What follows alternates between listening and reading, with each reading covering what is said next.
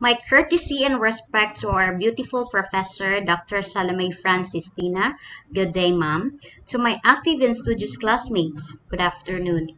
My name is Christine J. Amugis, first year MAED Gen Ed student, your discussant to the topic Existentialism. Why am I here? Why do I exist? What is my purpose in life? What is my essence? How I will motivate and inspire my students to learn and to live meaningful life. These are questions sometimes have crossed in our minds, especially that we are all teachers. Well, existentialism or existential philosophy will explain and answer this question.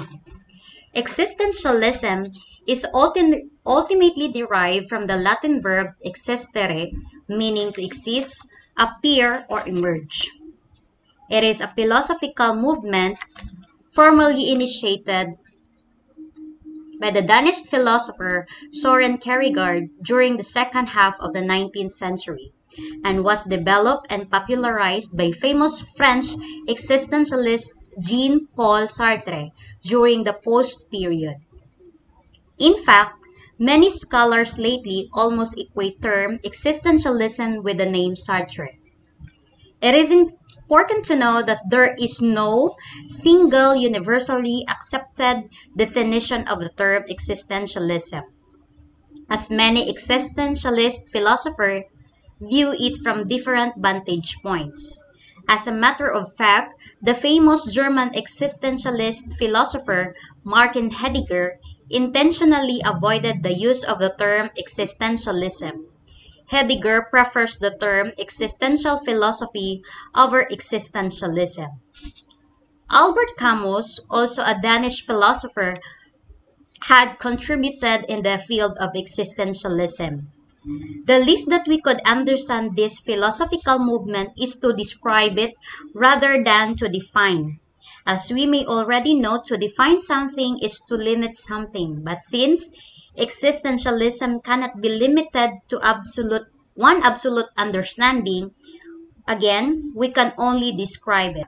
Existentialism is described as a philosophy that emphasizes on individuals' existence, freedom, and choice. Choice is vital and inevitable to human existence. Even the refusal to choose is still a choice. Freedom of choice entails risk, responsibility, and commitment. Soren Kierkegaard once said that life is not a problem to be solved, but a reality to be experienced. The quote means that everyone who is trying to figure out life should stop and just enjoy it. The quote is saying that trying to win at life is not the point. The point is to enjoy the time that you have for your life. Don't try to live a life that will make you the most money or because your parents want you to live a certain way. Live the way that will make you happy because life is not a math problem that can be solved in any way, only enjoyed and live. In short, we must live our life to the fullest and choose to be happy. Martin Heidegger also said that every man is born as many men and die as a single one.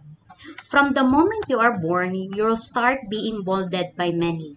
And by the time you die, you'll only be the person you've grown to become through your experiences and what you voluntarily and involuntarily carried forward from the many you've across throughout your life. Let's cite for a specific example. In our present career as a teacher, there are some of us talaga na hindi gusto ang pagiging guro. Mayroong guro na teach to live and teachers na live to teach. And there is a huge difference from these two teachers. But I knew that these teach to live teachers learned to love this profession. They found their purpose in life in teaching career. They offered their whole self and died in this noblest profession, which is to become a teacher. Jean-Paul Sartre had said, existence precedes essence. This means that every human being is solely responsible for their actions because we choose who we are. Humans are born as nothing and then become who they are through their choices and actions. Albert Camus believe the existence of God, that there is an omnipotent God above us, that I would rather live my life as if there is God and die to find out there isn't, than live as if there isn't and die to find out that there is. These are the existentialism aims on education. First, to help students understand and appreciate themselves as a unique individuals who accept complete responsibility for their thoughts, feelings, and action. As what Jean-Paul Sartre tried to emphasize, that we are the one who is responsible of our actions because we choose who we are. Third, to educate the person holistically, not just on the mental aspect, but to the whole areas of our lives. Third, to help the learner become fully his authentic self. Of course, to become true and to be genuine to his or herself. Existentialist curriculum. Learning is self-paced and self-directed. Students are given a wide variety of options from which to choose. That's why our curriculum is flexible and spiral, so that they could have a lot of choices to choose or where to excel. Humanities are given emphasis to provide students with vicarious experiences that will help unleash their own creativity and self-expression. Humanity includes arts, literature, poetry, theater, and others. Through these activities, they will express their creativity and they could express themselves.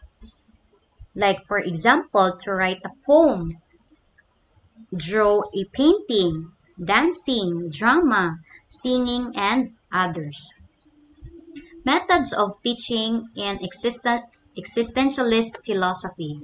Since existentialism is a student-centered curriculum, the focus is on individual. In arts, existentialism encourages individuals' creativity and imagination more than copying and imitating established models.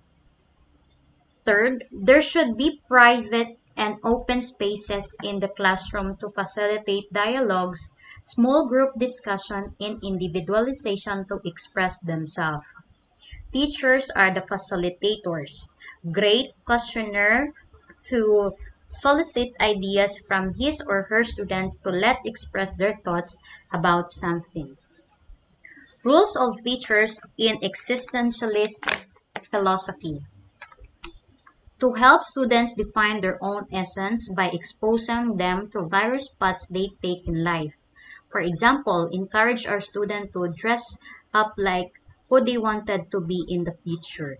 Like, for example, they would dress up like a nurse, a teacher, engineers, policeman, bombero, at yung iba pa. Second, to create environment in which they freely choose their own preferred way. We must secure that our places is friendly, that they could find our classroom as their classroom. Third, to relate with each student openly and honestly. Teachers must be a good listener and a good advisor to his or her student. Fourth, to assist and guide the learner in the process of becoming intelligent, sensitive, choosing, and acting individual who knows the obligation of responsibility of freedom. Teachers must remember, the existentialist teacher is not the center of the instruction, but rather a facilitator.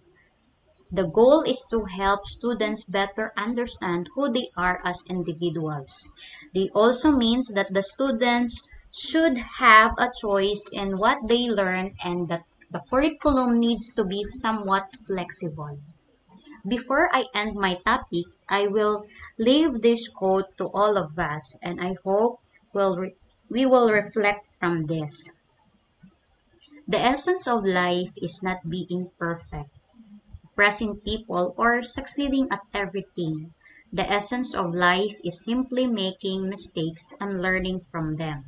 Surrounding yourself with people that love you when you are being yourself and think through the failures so that you can continue improving. Thank you so much for listening. God bless us all, and these are my references. Thank you so much.